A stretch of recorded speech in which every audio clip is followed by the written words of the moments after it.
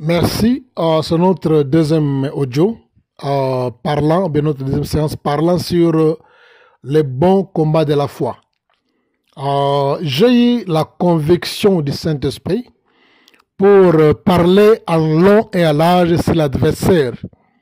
C'est ce que nous allons faire pendant tout ce temps, cette semaine que je vais faire l'intervention. Nous allons prendre du temps sérieusement pour étudier l'adversaire et nous aurons la facilité de le terrasser, de le renverser facilement si nous le connaissons.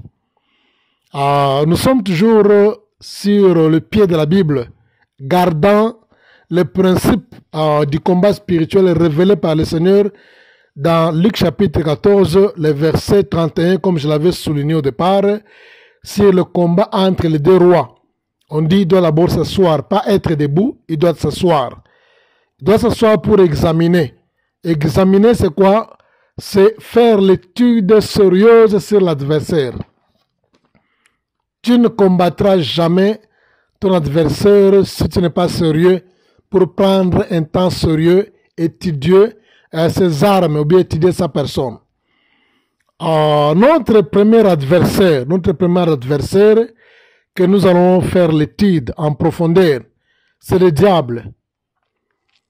Je pense bien que nous allons prendre du temps sérieusement pour étudier le diable et ça va nous aider à comprendre en profondeur qui est Satan, qui est le diable, puisque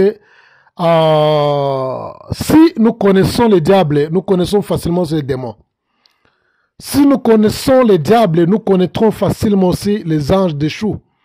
Nous connaîtrons aussi les magiciens, les occultistes, les marabouts, et tous les sorciers et tout le monde qui travaille dans le sillage, bien dans le cercle du diable. C'est question de comprendre le diable, on va comprendre aussi les démons.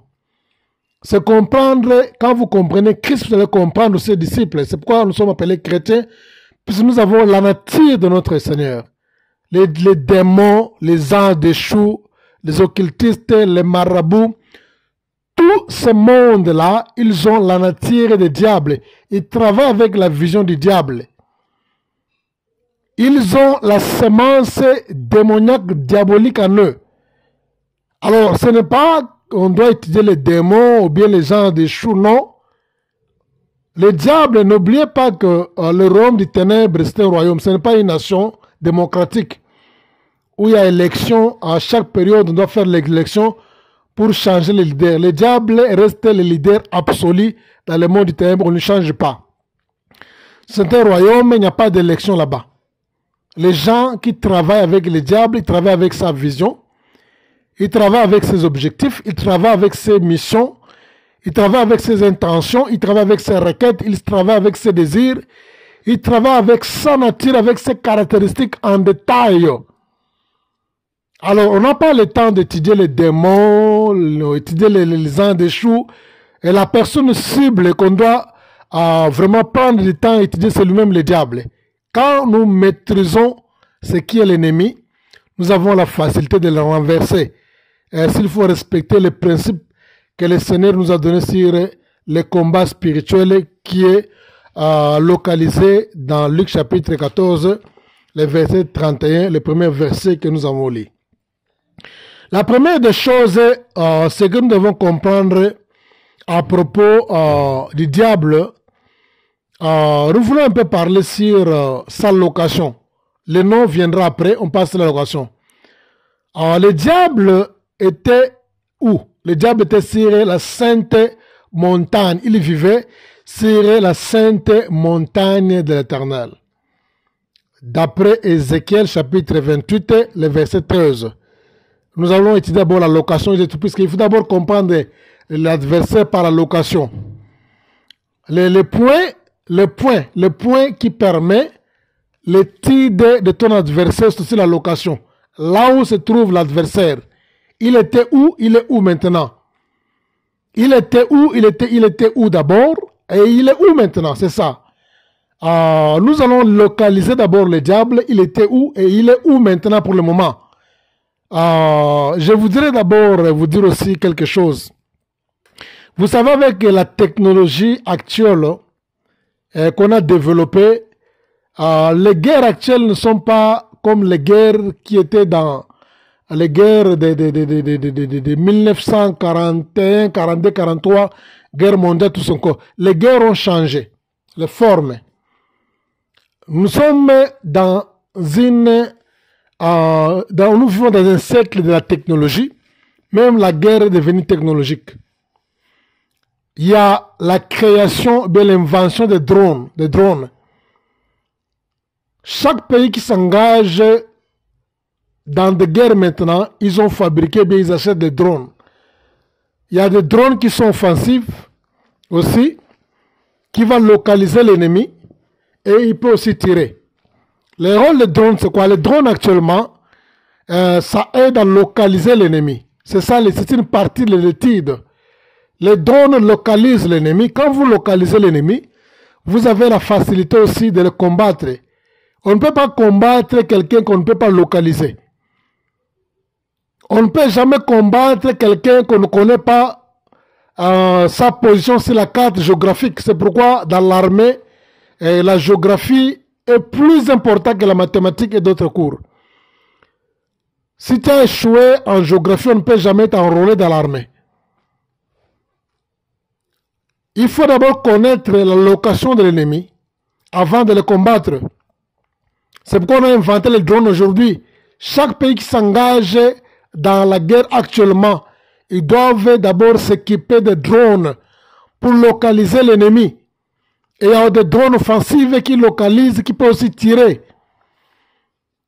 Et je vois souvent dans les informations, il y a les officiers militaires, les présidents qui passent dans des médias. Ils disent que voilà, nous avons acheté des drones, mais on ne peut pas exposer ça ici aux médias, à la télévision, pour faire voir la face du monde. Nous gardons ça privé, jusqu'à ce qu'on va commencer la guerre, ou jusqu'à ce qu'on va l'utiliser. Ils ont même peur pour exposer les marques de drones qu'ils utilisent, puisque l'ennemi va faire l'étude et il va facilement les combattre. Ils cachent même exposer la face de leur drone aux médias devant pour éviter que l'ennemi découvre. C'est ça. Alors parlons sur la localisation. Alors la première des choses, il faut d'abord localiser. Le diable était où? Le diable était sur la sainte montagne de l'Éternel Dieu. Qu'est-ce que signifie la sainte montagne de Dieu? La sainte montagne de Dieu, on peut appeler ça aussi Éden. En hébreu, on appelle ça le moment, la présence de Dieu, et aussi on peut appeler ça un environnement de vie où Dieu avait placé sa présence. Quand on parle sur la sainte montagne de l'Éternel Dieu, dans Ézéchiel chapitre 28, le verset 13, c'est la location où le diable, il vivait dans la sainteté, dans le cercle fermé de Dieu. Le diable vivait dans le cercle fermé de Dieu. Il n'était pas un ange, il était archange, puisque nous avons, comme on dit, il y a des bishops, il y a aussi les archibishops. Il était archange, c'est-à-dire quoi? Il était, il avait une responsabilité sur les autres anges. Les ailes déployées. Il était dans la présence de Dieu, la sainte montagne, c'est-à-dire l'Éden. Il était dans l'Éden. Éden signifie moment où la présence de Dieu. Dieu avait un lieu où il habitait, qu'on appelle la sainte montagne. Dieu avait placé sa présence sur la sainte montagne et le diable vivait dans ce cercle-là de Dieu. Il était un archange, pas un ange, mais archange. Il avait la responsabilité sur une légion des anges ou bien un groupe des anges. Et il avait des activités. Quelles sont les activités? Il était un ange gardien. Et il était dans l'équipe de louange de la musique. Il n'était pas un ange gardien pour garder Dieu, puisqu'on ne garde pas Dieu. Comment tu peux garder quelqu'un? Comment tu peux garder quelqu'un qui est omnipotent, qui est tout-puissant, qui est imbattable, qui est invincible? Impossible. Mais il était un archange aux ailes déployées pour protéger l'éclat. Il protégeait l'éclat de Dieu. Il ne gardait pas Dieu, mais il gardait l'éclat. Il protégeait l'éclat de Dieu, puisque Dieu est comme le soleil qui brûle.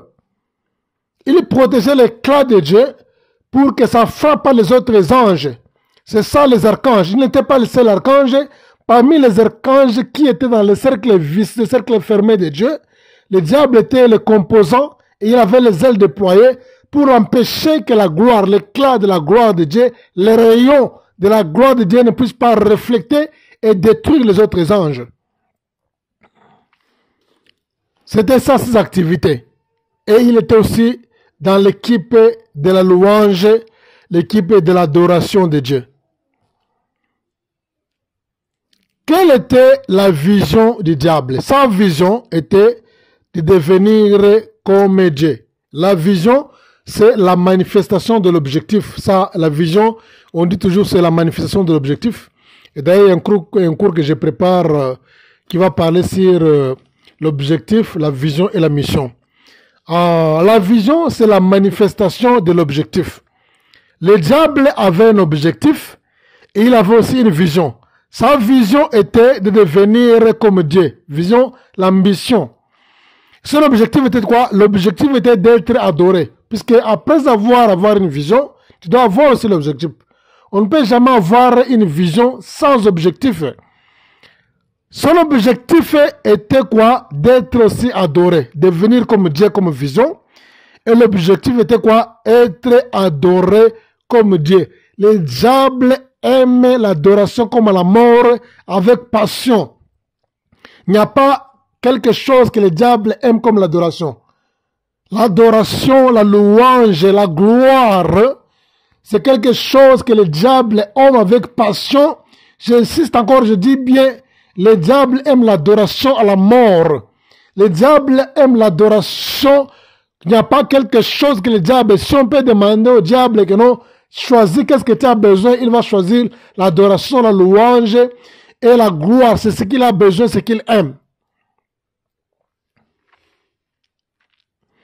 Raison pour laquelle sa première approche, quand il a approché Ève pour la première fois, qu'est-ce qu'il a dit que non? Dieu sait que quand vous mangez, vous deviendrez comme Dieu. C'est ça. C'est quoi? Il avait sa mission, c'était quoi? Devenir comme Dieu. C'est pourquoi, quand il s'est approché après de Ève, il voulait manifester l'intention, ses pensées. Dieu sait que quand vous mangez, vous deviendrez comme lui. C'était ça ses ambitions, mais il a caché ça sous forme d'une présentation abusive à Ève. Sa première approche au Seigneur Jésus-Christ, qu'est-ce qu'il a dit que non? Si vous vous prosternez devant moi, si vous m'adorez, je vais vous donner tout le royaume que vous voyez. Imaginez que quelqu'un va faire l'échange de royaume pour une petite adoration qui peut prendre même 2 minutes, seulement même 3 minutes. Non, non, non, non, non. Donc quelqu'un, c'est pourquoi il dit, le diable aime l'adoration à la mort. Il demande, Seigneur, que non, à genoux t'adore-moi, je te donnerai tout le royaume, toute sa gloire, seulement pour l'adoration. Là, tu dis quoi? Tu te prosternes seulement pendant quelques minutes seulement à l'adorer. Pendant quelques secondes seulement à l'adorer. Il va te donner la terre et toute sa gloire. C'est ce que le diable fait actuellement aujourd'hui. Voilà, je pense bien nous allons arrêter ici. Nous continuons la suite dans notre troisième audio. Merci.